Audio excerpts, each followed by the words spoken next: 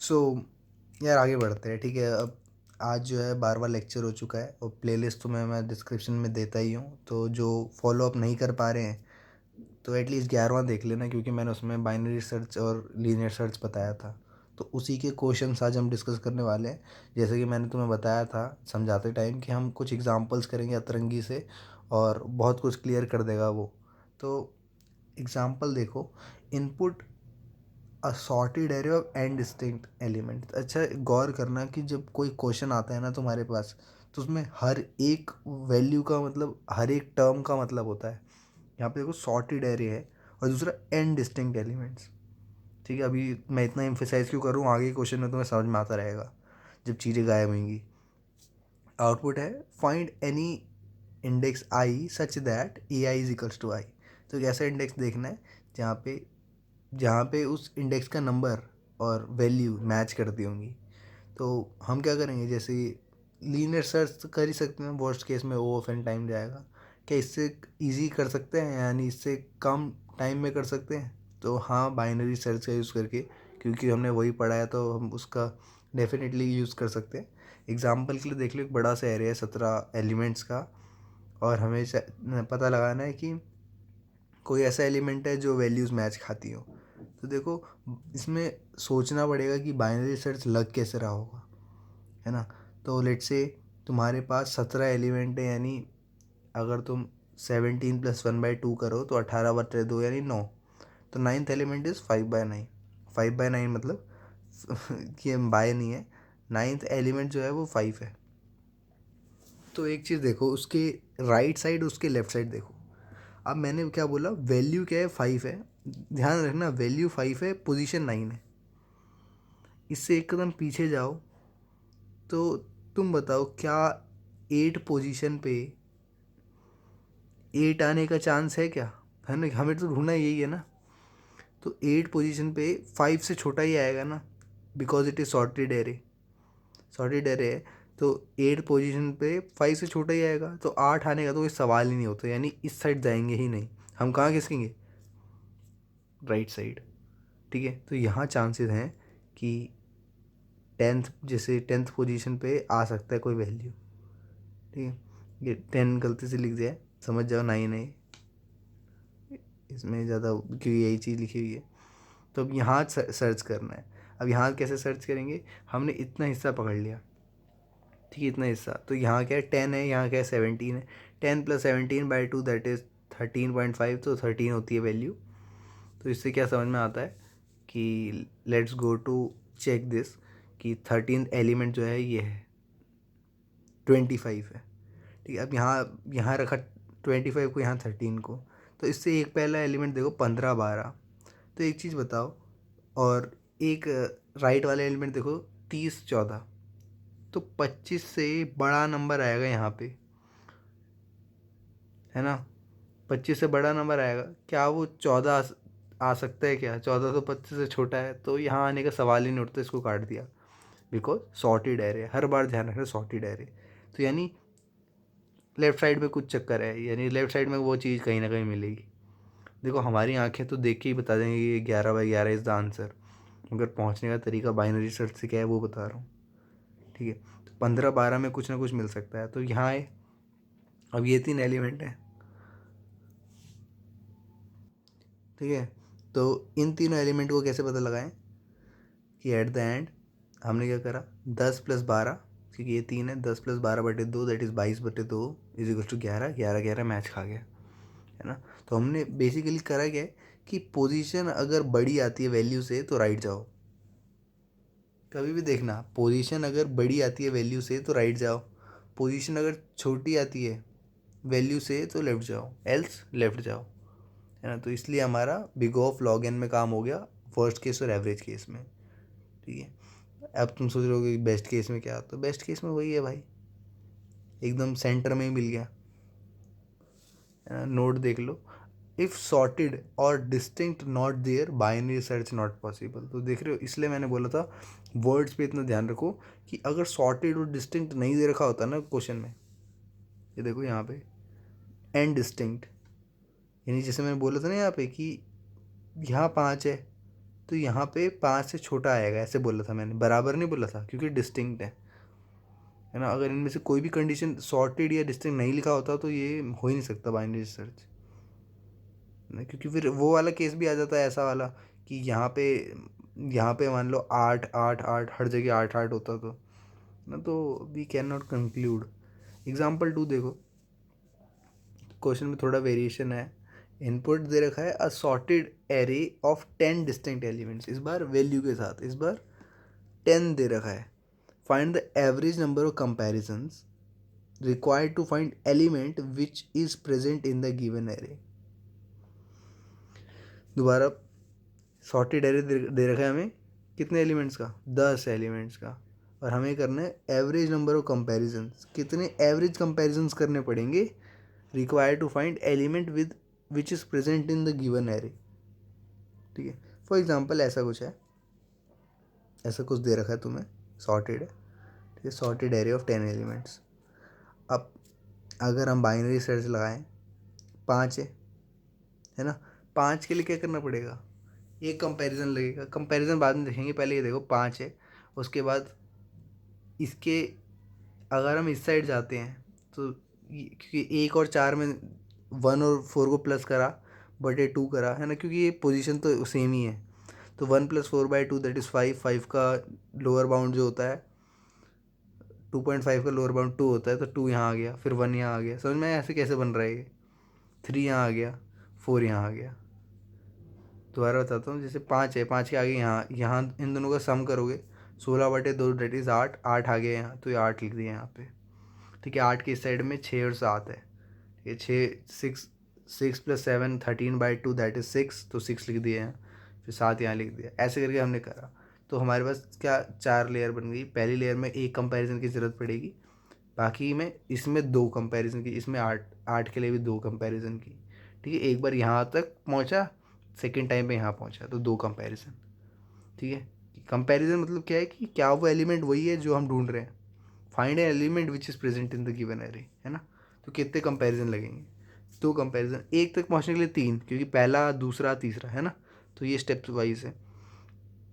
तो finally total comparison क्या होंगे, अगर हम मैनुअली देखें तो यहाँ 1, यहाँ पे 2 कंपैरिजन 2 बार हैं, तो 2 × 2 दैट इज़ 4, और ये 3 कंपैरिजन 4 बार हैं, तो 12, और 4 कंपैरिजन 3 बार है, दैट इज़ 12, टोटल करा तो 29 आया, एवरेज आ गया 2.9, है ना, तो 2.9 इज़ द आंसर। और ध्यान रखना है कि ऐसा नहीं कह सकते हम कि log n या बिग ऑफ कुछ ऐसे बोल दें, क्योंकि देखो log 10 क्या आएगा,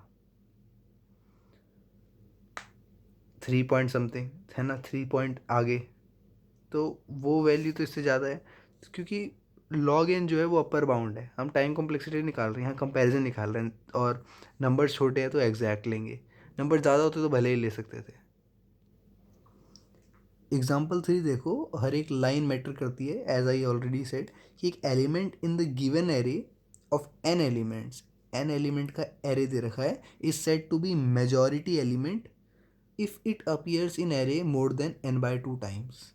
ये पर्टिकुलर लाइन जो है वो बहुत क्वेश्चन नीचे के क्वेश्चंस में भी रिपीट होगी, इसलिए मैं कह रहा हूँ एक बार में ही समझ लो कि एक एलिमेंट जो है गिवन एरे में, n एलिमेंट्स का एरे है, और मेजॉरिटी एलिमेंट कहलाया जाएगा अगर वो एरे में n/2 टाइम से ज़्यादा है।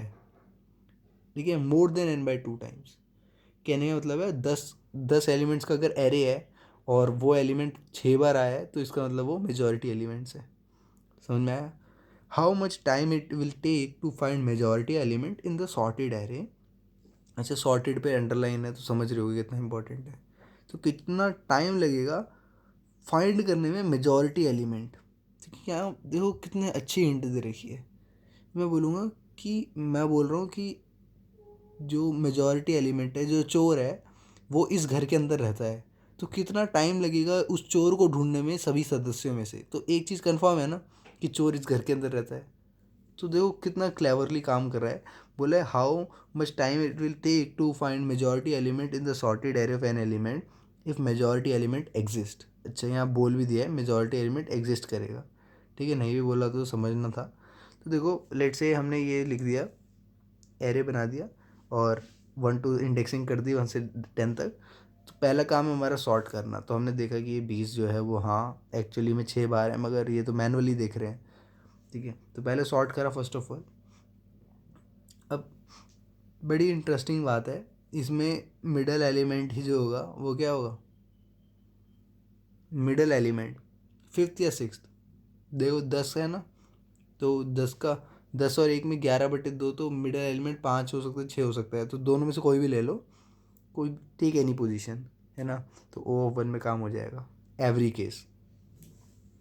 जाहिर सी बात है कि अगर तुम्हारे पास एक एरे है जिसमें आधे से ज़्यादा तो सेम एलिमेंट है, तो वो बीच वाला ही तो एलिमेंट होगा, है ना, सॉर्टिंग के बाद। अगला क्वेश्चन देखो, ट्विस्ट क्या है इसमें। ऊपर वाली सेम लाइन्स है, कह रहे कि एक एलिमेंट जो है वो डेड n/2 टाइम्स, है ना। तो अगर एलिमेंट मेजॉरिटी एलिमेंट होता है जब वो n/2 टाइम्स अपीयर हो रहा होता है, उससे ज़्यादा अपीयर हो रहा होता है, how much time it will take to determine majority exist और नॉट। अब देख रहे हैं कि हम क्या मेजॉरिटी एग्जिस्ट करती भी है कि नहीं, क्योंकि अभी श्योर नहीं है। ठीक है, इन the given sorted array of n elements. तो बताओ, सेम क्वेश्चन है और सॉर्टेड एरे भी है, तो मेजॉरिटी एग्जिस्ट करेगी या नहीं। तो हमें क्या करना है, using binary search find the first 20। देखो मिडिल में गए तो ये तो ठीक है, मगर वी आर नॉट श्योर ना कि क्या ये मेजॉरिटी है या नहीं, क्या पता ये सिर्फ पहले 3 नंबर हो, है ना। फर्स्ट 20 फाइंड करना, दैट इज़ दिस, यहाँ तक पहुँचना। तो क्या करें, इसने बाइनरी सर्च से क्या करें, इससे पूछा भाई तू साइड वाला 20 है, कह रहे हाँ हूँ। तो उसने बोला कि ठीक है, लेफ्ट साइड में जाके देखो बीच वाला 20 आ रहा है कि नहीं, ने सेकंड नंबर पे चेक करा। Similarly here, using binary search find the last 20। ये फर्स्ट और लास्ट 20 को चेक करा। तो बाइनरी सर्च का ही खेल है। अब यहाँ पे गए, यहाँ चेक करा तो बीच में जो है 8 आ रहा था। 8 से बोला भाई तू 20 तो लग नहीं रहा है कि तेरे लेफ्ट वाला है। तो उसने बोला ठीक है देखता हूँ, इन तीनों को कंपेयर करा, फिर इनका बीच वाला 7 वाला हाँ 20 है। तो इसको बोला कि हाँ, क्योंकि एक्सट्रीम है ना, ये वाला तो नहीं था, तो ये एक्सट्रीम हो गया। तो हमने first 20 that is on second position, और सेकंड 20 दैट इज़ ऑन, यानी last 20 that is on seventh position. तो 2 से लेके 7 तक इसका मतलब 20 का गेम चल रहा है ना, क्योंकि दे आर सॉर्टेड। ध्यान रखना, क्योंकि दे आर सॉर्टेड। तो 7 - 2 + 1 = 6, यानी 6 बार कितना है, 20 है, दैट इज़ 5 से ज़्यादा है, तो n/2 से ज़्यादा होना है, यानी मेजॉरिटी एग्जिस्ट हो रही है। तो एक चीज़ समझ में आ गई कि 2 log n, क्योंकि यहाँ पे हम 2 बार बाइनरी सर्च लगा रहे हैं, है ना, फर्स्ट 20 और सेकंड 20 को फाइंड करने के लिए। तो बिग ऑफ log n ही हो जाएगा, constant doesn't matter. Best case में क्या होगा, O(1) हो जाएगा, है ना, क्योंकि ये वर्स्ट और एवरेज केस है। As in middle something else then 20 इधर साइड, यानी यहाँ तो चलो 20 दोनों साइड दिख रहा है ना, मगर बेस्ट केस में क्या होगा, बीच वाले नंबर जो होगा वही बता देगा। 20 तो है नहीं और कोई साइड, दोनों साइड अलग अलग है। ठीक है, how much time it will take. अगला क्वेश्चन पढ़ रहा हूँ जो तुम्हें दिख नहीं रहा होगा, आप दिखेगा। थोड़ा सा ट्विस्ट करते हैं इस क्वेश्चन में, और क्वेश्चन को अब बना देते हैं हम सॉर्टेड है या नहीं। ठीक है, सॉर्टेड नहीं है, सेम क्वेश्चन है, अबव वाला चलता आ रहा है। How much time it will take whether the majority element exists or not in the array of an element। तो अगर सॉर्टेड नहीं है और तुम्हें पता लगाना है कि क्या वो मेजॉरिटी एलिमेंट एग्जिस्ट करता है या नहीं, तो पहले तो काम करो, क्या सॉर्ट करो। तो n log n लग जाएगा, सॉर्टिंग में n log n time complexity जाता है। और प्रीवियस क्वेश्चन से जैसे हमने समझा कि log n टाइम्स में पता चल जाता है कि how much time it take कि मेजॉरिटी एलिमेंट एग्जिस्ट करता है कि नहीं। तो ऊपर वाले क्वेश्चन में यही तो करा था, उस समय सॉर्टेड दे रखा था, तो सॉर्टेड हमने करना पड़ा, बाद में log n लगा दिया। n log n plus log n, ये कौन बड़ा है, n log n, तो इसको टाइम कॉम्प्लेक्सिटी ये ले गया। पॉसिबल सॉल्यूशन 1, क्या इससे बेटर हो सकता है, सोचो। देखो सॉल्यूशन 2 जो है ये समझना थोड़ा तुम्हारे लिए मुश्किल हो सकता है, मगर मैं ट्राई करूँगा ईजीली धीरे धीरे समझाने का। ठीक है, अभी तो तुम्हें n log n वाली बात समझ में आ गई, मगर क्या इससे बेटर यूज़ हो सकता है, तो हाँ हो सकता है। देखो इस सॉल्यूशन का वैसे हम बोलते हैं कि मेजॉरिटी एलिमेंट चेक करना, ठीक है, majority element finding in a given array. तो ये तरीका होता है, ठीक है। तो एग्जांपल 1, एग्जांपल 3 एग्जांपल देने पड़ेंगे क्योंकि ये तुम्हें समझ में नहीं आएगा। सो एग्जांपल देखो, ये दूसरा सॉल्यूशन है। पहला वाला अभी बताया, सॉर्ट करने के बाद लॉग एन, है ना, 10 20 10 30 10, ये दे रखा है तुम्हें। अब तुम्हें क्या करना है, फाइंड करना है मेजॉरिटी एलिमेंट है कि नहीं। देखो एम ले लेते हैं मेजॉरिटी एलिमेंट, आई ले लेते हैं 1, आई ले लेते हैं। आई होगा क्या कि हम इनिशियली 10 वैल्यू डाल देंगे और आई की वैल्यू कर देंगे 1, ठीक है। फिर कंडीशन देखो, if I not equal to 0 then compare M and array element. अभी देखो आई 1 था ना, क्योंकि मैंने 10 पहली पहली बार डाला एम के अंदर, तो आई तो 1 है यानी 0 नहीं है। क्योंकि 0 नहीं लिखा, 1 इसलिए नहीं लिखा क्योंकि ऐसा भी केस हो सकता है कि आई की वैल्यू 2 या 3 हो जाए, है ना, तब भी 0 नहीं कहलाएगा। Then compare M and array element, तो 10 और 20 को कंपेयर करना है। ये तो अलग अलग निकले, तो अगर दोनों बड़े निकले, इक्वल निकले, बोथ आर इक्वल, तो इंक्रीमेंट कर दो बाय 1, नहीं तो cancel that 1, decrement I by 1। तो हमने क्या करा, इसको कैंसिल कर दिया और आई को 0 कर दिया। समझ में आई बात, आई 0 हो गया। अब वैल्यू डाल दो 10, 10 डाली, कंपेयर करो, आई 0 था तो 1 हो गया क्योंकि वैल्यू 10 डाली गई, ठीक है। देखो इफ़ आई ज़ीरो का भी केस देख लो, assign that array element value to M. I 0 हो गया था ना यहाँ पे, तो इस वैल्यू को हमने यहाँ डाल दिया, ठीक है। जहाँ मैं पॉइंट कर रहा हूँ वहाँ देखते रहो। एन इंक्रीज आई बाय 1, तो आई को 1 कर दिया, ठीक है भाई। अगला स्टेप, आई 1 है तो क्या करना है, कंपेयर करना है। ये 10 और 30 कंपेयर करो, नो मैच, काट दो भैया, काट दो भैया, इस वैल्यू को भी 0 कर दो। अगला वैल्यू है 10, 10 डाला, अगला वैल्यू 10, तो इसको इंक्रीमेंट करके 1 कर दिया, तो 10 आ गया। कि 10 बहुत कुछ कहता है कि हाँ ये मेजॉरिटी एलिमेंट है। क्या क्या ये सच में मेजॉरिटी एलिमेंट है? हाँ, 3 जगह दिख रहा है, 5 में से 3 जगह मेजॉरिटी दिख रहा है। अगला एग्जांपल देखो, सारे एग्जांपल लेंगे भाइयों, और ये थोड़ा दिमाग में रखो, मैं ज़्यादा नीचे भी नहीं करूँगा। हाँ देखो, 10 10 10 20 30, क्या पता ऐसा हो तो एम शुरू में 10 हो जाएगा, आई 0 है ना, वो 1 हो जाएगा। आई 0 था, आई 1 हो जाएगा एम की वैल्यू 10 होते ही। अब देखो ये कोड क्या लिखना है, क्या लिखना है वो सब छोड़ो, लॉजिक ही देख लो सिर्फ, है ना। ये कोड तो लिखा जा सकता है, एक बार लॉजिक आ गया तो। अब कंपेयर करा, अरे ये तो बराबर है, क्या करें, इसको काटो और आई की वैल्यू इंक्रीमेंट कर दो, है ना, क्योंकि यहाँ था इक्वल था तो इंक्रीमेंट करना था, ठीक है। अरे ये तो फिर से बराबर है, क्या करो, इंक्रीमेंट कर दो, वाह, तो इस बार तो 3 आ गया, ठीक है। 20 पे आए, क्या ये बराबर है, नहीं, डिक्रीमेंट कर दो 2, क्या ये बराबर है, नहीं, डिक्रीमेंट कर दो 1, तो 10 ही रहा।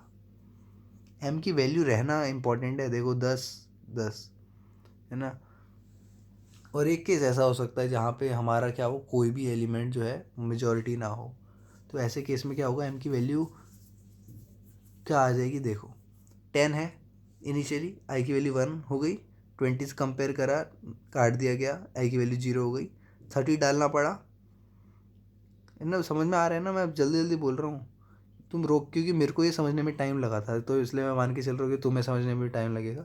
नहीं लग रहा है तो बहुत अच्छी बात है, या मेरी स्किल ज़्यादा अच्छी है समझाने की, ठीक है। तो 30 आ गया, कंपेयर करा 40 से, नहीं, तो फिर से 0 कर दिया, 50 डाला, फिर से 1 कर दिया, है ना। तो ये 50 आ रहा है, ये तो मेजॉरिटी है नहीं, तो इसलिए क्या करेंगे, मतलब कुछ केसेस में ऐसा हो जाता है ना, तो डेफिनेटली अब कोई नया तरीका लगाओगे तो कुछ ना कुछ जुगाड़ बैठाना पड़ेगा। तो पॉसिबल सॉल्यूशन क्या हो जाता है सेकंड वाला हमारा, कि unsorted if majority element exist, तो एन टाइम्स में हो जाएगा, ठीक है। अनसॉर्टेड है, अगर मेजॉरिटी एलिमेंट एग्जिस्ट करता है तो एन टाइम्स हो जाएगा। अनसॉर्टेड एरे मेजॉरिटी एलिमेंट मे एग्जिस्ट और मे नॉट एग्जिस्ट, ठीक है। अगर एग्जिस्ट करता है तो तुमने देखा ना ऊपर वाले केस में कि एग्जिस्ट करता है, दोनों ही केस में काम बढ़ रहा, ये वाला केस एग्जिस्ट करता है। अब देखो, कह रहे कि मेजॉरिटी एलिमेंट मे एग्जिस्ट या मे नॉट एग्जिस्ट, तब क्या होगा, एक के लिए तो एक तो हमारा वही चल जाएगा एन टाइम्स के लिए, ये वाला काम, और दूसरा एक बार और चलाना पड़ेगा वेरिफिकेशन पर्पस के लिए, है ना। एक वेरिफिकेशन पर्पस के लिए चलना पड़ेगा एक बार ऐसे, तो ऐसा नहीं कि एन स्क्वायर हो जाएगा, एन प्लस एन होगा, ठीक है। तो 2n में काम हो जाएगा ओ ऑफ एन, ठीक है। तो इसको बोलते हैं majority element finding in a given array. खूब समझ में आ रहा होगा कहने का मेरा मतलब क्या है, कि जहाँ पे 50 था तो मेजॉरिटी तो था नहीं, तो लास्ट में एक बार वेरिफिकेशन के लिए पूछ लिया कि 50 कौन, 50 है, 50 है, 50 है ना। तो समझ में आ जाएगा कि हाँ भाई ये मेजॉरिटी नहीं था, इसमें कोई मेजॉरिटी है ही नहीं। आगे बढ़ते हैं अगले क्वेश्चन पे। कह रहे एग्जाम्पल 6 देखो, है ना। कुछ कुछ डिफरेंट से लग रहे हैं ना क्वेश्चन, मुझे तो लग रहे हैं, क्योंकि हमने जो सीखा है उसके कैसे क्वेश्चन बनाए जा सकते हैं ये देख के हैरान हूँ मैं, ठीक है। होप तुम भी होगे, नहीं हो तो भाई अच्छी बात है, इसका मतलब तुम्हें आदत है ऐसे क्वेश्चन की। There is an array of N elements, दोबारा से अंडरलाइन करा है, बहुत ध्यान से देखो। एरे एन एलिमेंट्स का है, इन विच अंटिल, देखो बहुत अंतर है। अगर मैं एरे ऑफ एन एलिमेंट्स की जगह सिर्फ एरे लिखूँ ना, तो यानी क्वेश्चन में दे ही नहीं रखा कितने एलिमेंट है, इसलिए हर लाइन इंपॉर्टेंट है।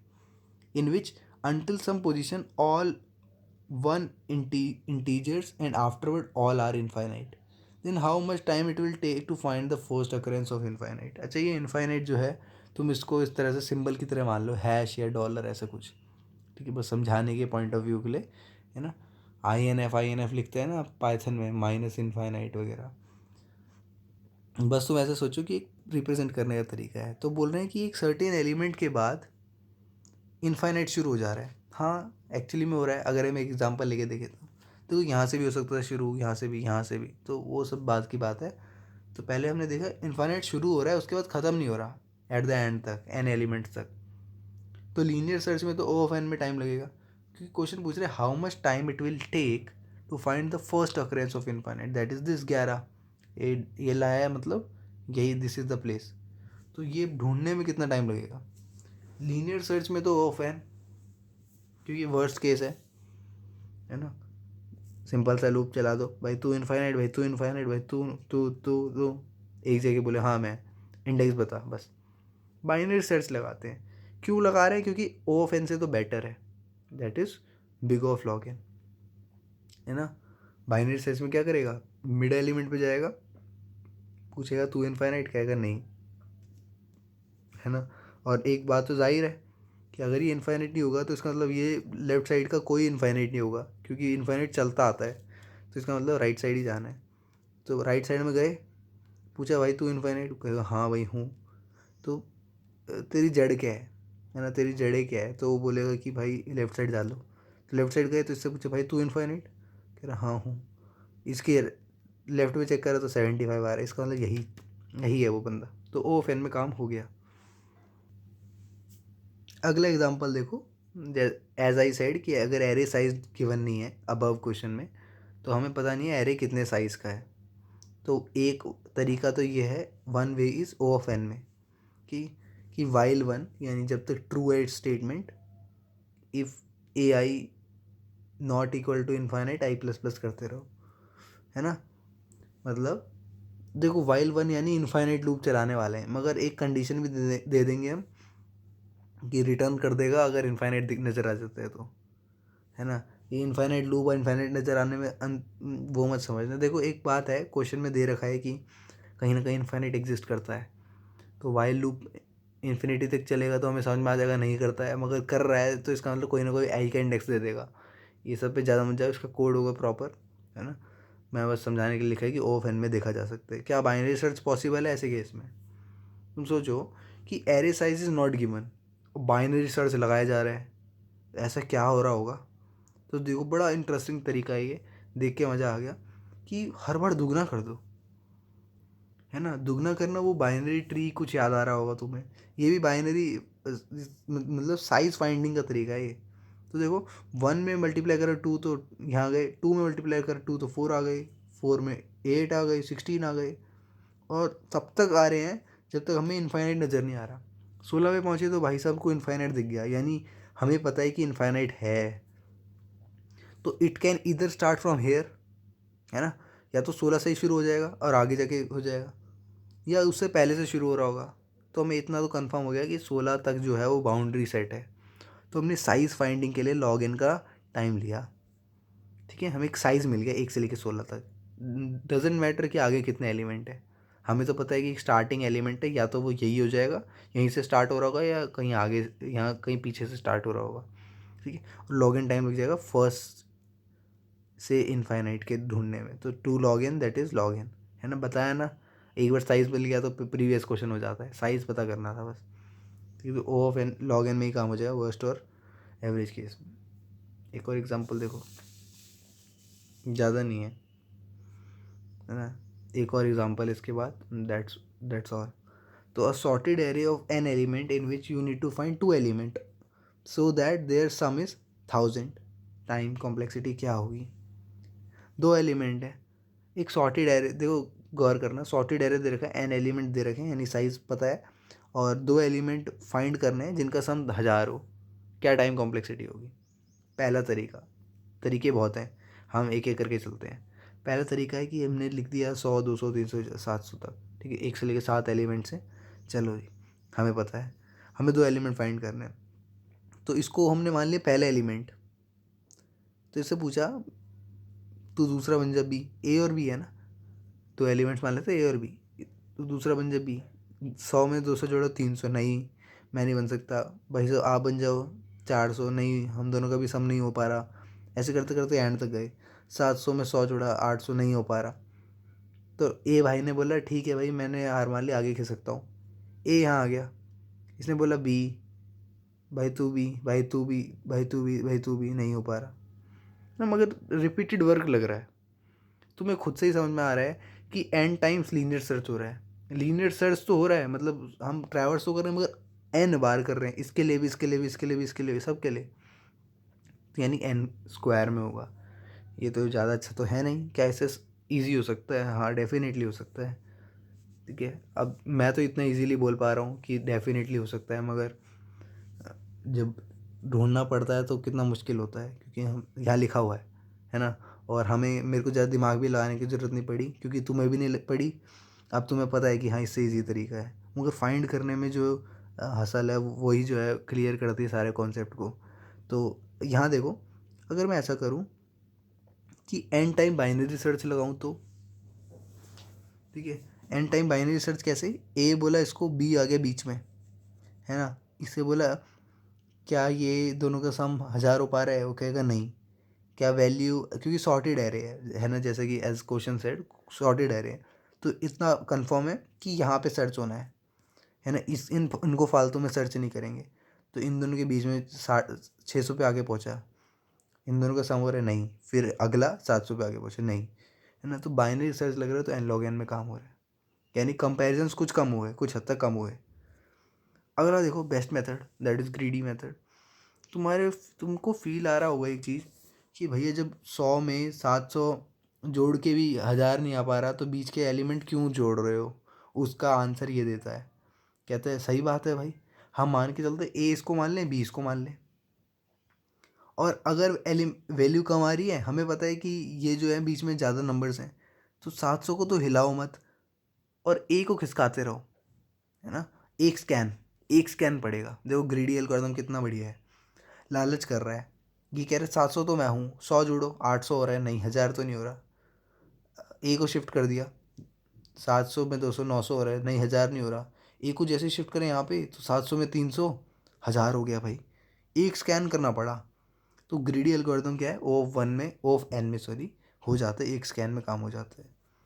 अगर मान लो ये तो सॉर्टेड दे रखा है, अगर अनसॉर्टेड होता तो सॉर्टिंग के लिए थोड़ा सा टाइम ले लेता, है ना। इफ़ एरे अनसॉर्टेड, तो सॉर्ट करने के लिए एन लॉग एन लग जाता, और ग्रीडी के लिए एन लग जाता, तो N log N is the total time complexity, है ना। इफ़ एरे सॉर्टेड है तो फिर ओ ऑफ एन में ही हो जाएगा, है ना। तो यहाँ सॉर्टेड में बाइनरी सर्च में वो दे रहा है, यहाँ अनसॉर्टेड में भी दे पा रहा है, तो बेटर ग्रीडी हुआ ना।